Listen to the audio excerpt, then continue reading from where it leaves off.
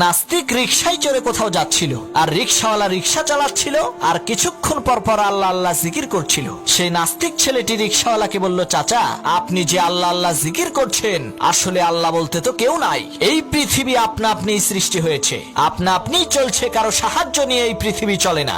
আপনি লেখাপড়া করেন নাই তো, তাই জানেন না।